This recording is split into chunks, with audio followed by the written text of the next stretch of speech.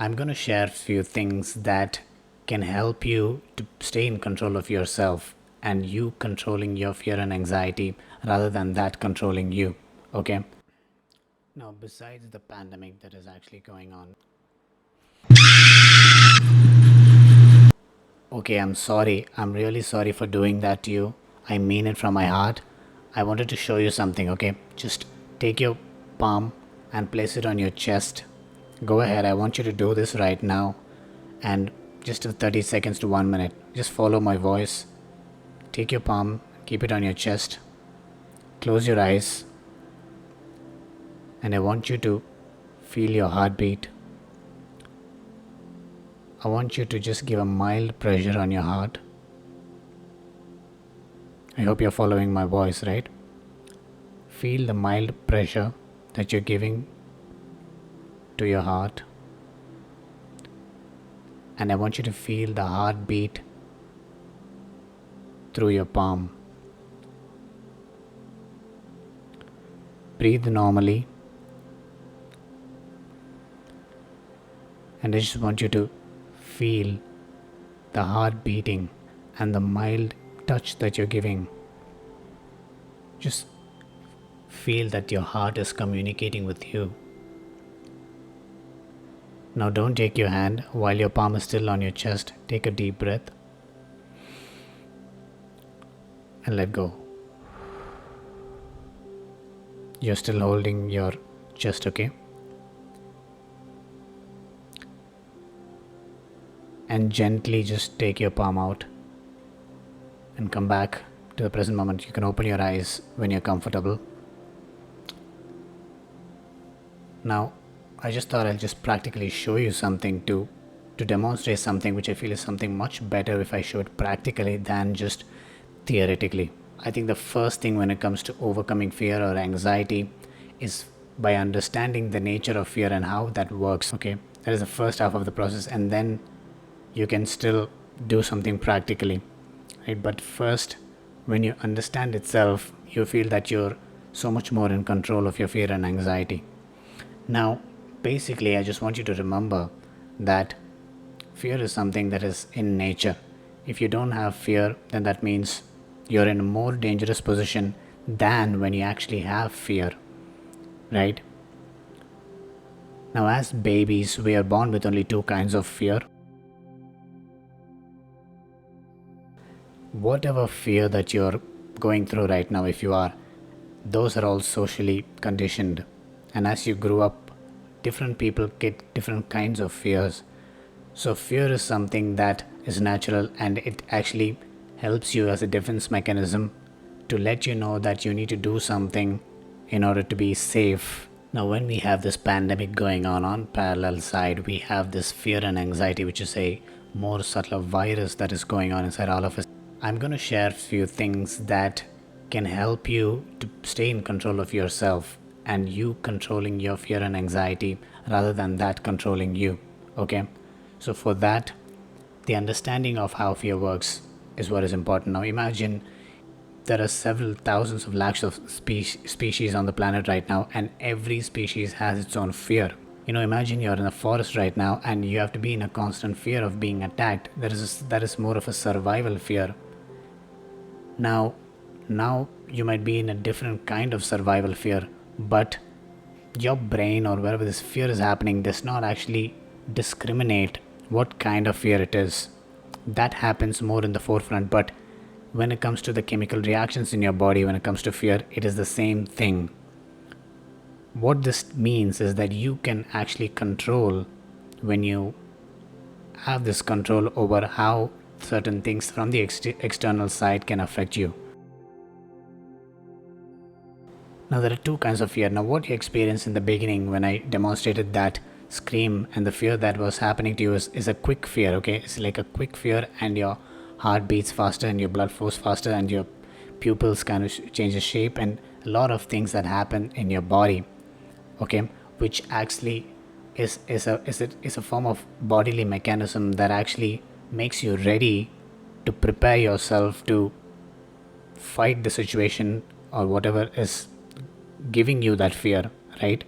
Now, if that is how things work, when it comes to fear, there is a much subtler fear, not this peak fear which you immediately are able to feel, but there is this milder fear which is there inside, but you actually don't know it on the outside. For example, when I asked you to feel your heartbeat, you know that your heart is always beating, right? But you don't actually feel your heartbeat every time unless you voluntarily, do something to feel your heartbeat. Exactly the same way, there might be some kind of fear that is underlying and it's going on deep inside of you. It may not be shown on the outside because you're actually not paying much attention to it because you're more externally driven. And whereas inside of you, there is this mild fear. Imagine that like a mild vibration, not a loud vibration that you can actually hear, but something like a mild vibration that is going on inside of you. Unless and until you address it and face it, it is actually going on in the background. But when you actually feel this, extreme fear and anxiety, it means that it's actually coming up forefront because it cannot hold inside of you any longer, right? And that is when it actually comes up and then shows, and people have panic attacks, anxiety attacks, and different kinds of ways that people experience this. Now, this is one way of understanding it, because when we understand how basically fear works, then that does the work, at least half of it for us, right? Because that's just more the knowledge based. And then when it comes to the practical, which is of course the completion part of it, then we'll come to that. I'm going to just share with you certain things that you can do right now in this given pandemic situation that can help you. Okay, first of all, I want you to start this lockdown period. I don't want you to use the word lockdown. In fact, that's the first thing that I want to tell you right now. Do not use the word lockdown, because see, every words, numbers, they have their own energy. Colors, they have their own energy, right? Because that's why we have this numerology, which is a mathematical science, right? Now, when you say the word lockdown, what comes to your mind? Forget the pandemic. Let's say a few years ago, if someone had come and told you that, listen, I'm in a lockdown, what does that tell you? Does that give you a positive note or a negative note? It's obviously a negative note, because see, the words where we use it, the police put that person in a lockdown or lockup or whatever, but the word is basically something that it is actually discomfort. It's creating this discomfort. Words have their own effect on your thoughts and emotions, right? So the word lockdown is more like a discomforting word, which is actually what everybody's using. But at least within your family or within yourself, I want you to try to use the word safe zone. Instead of lockdown, you can use the word safe zone, which is actually the same thing, right? When you're locked down, you stay inside your home, which is like your safe zone.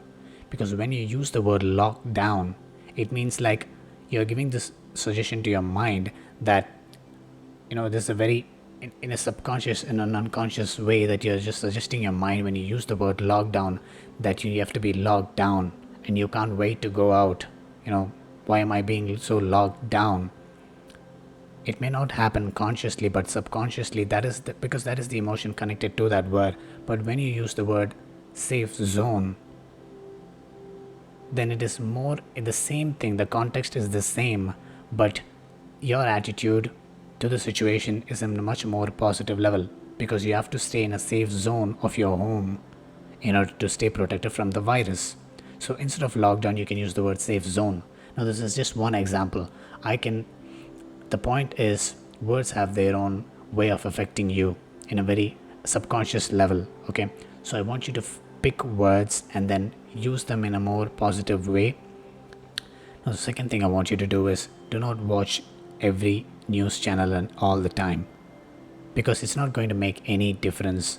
Of course, more people are dying, but the message is the same. You have to stay at home in your safe zone. Take care of your family, take care of yourself, take care of your mind and body. You basically have to just stay at home. That is the message. You don't have to see how many people are dying, in how many hospitals people are dying, how much people are suffering, because you're actually increasing the fear and anxiety. Everywhere you open any social media app that you open, every news channel you open, wherever you see there is this lockdown, wherever you see there is this death rate and people suffering, these are the news that are going on right now. You're actually breeding this fear. Then how will I stay updated? How will I know? Well, if there is something that you must know, you will know some way or the other. Trust me, I'm knowing. I'm not watching all the news, but I'm knowing it because we have multiple streams of communication, right? We live in that kind of generation right now, and somehow or the other you will come to know it. Now, for example, there's a lockdown from Monday, and now we know it. The point is, you don't have to keep knowing it. You don't have to keep feeding yourself with all the things that's going on out there. Yes, it is ugly. It is very ugly out there.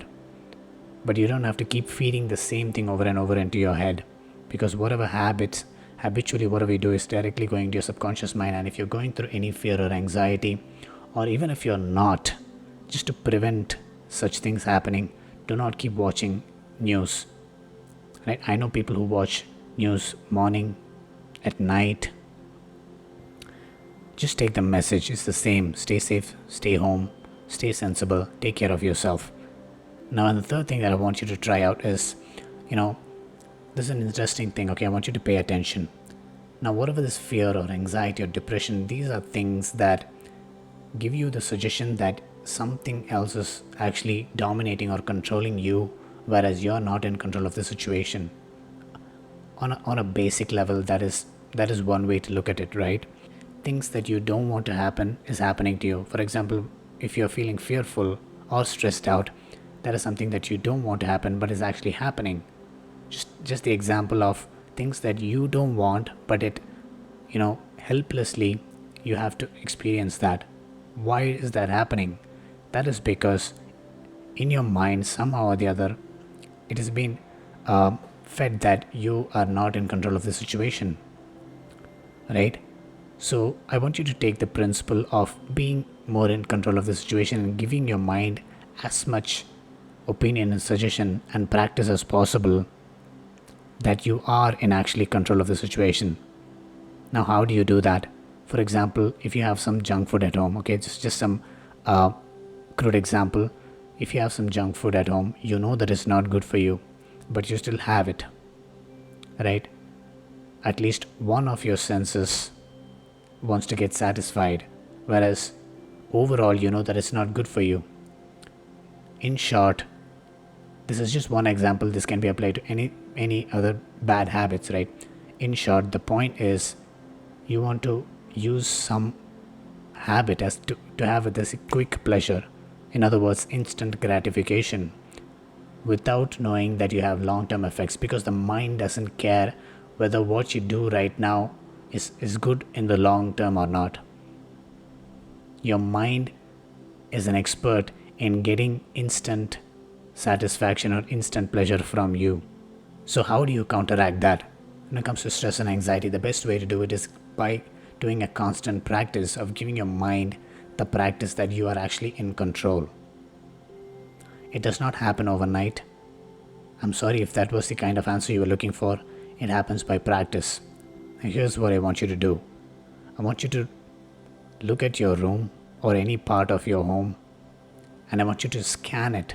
Just look at everything that's there. I want you to look up if there is any spider web or any dust or anything.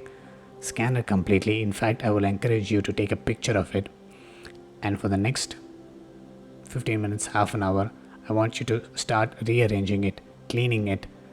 Use your creativity.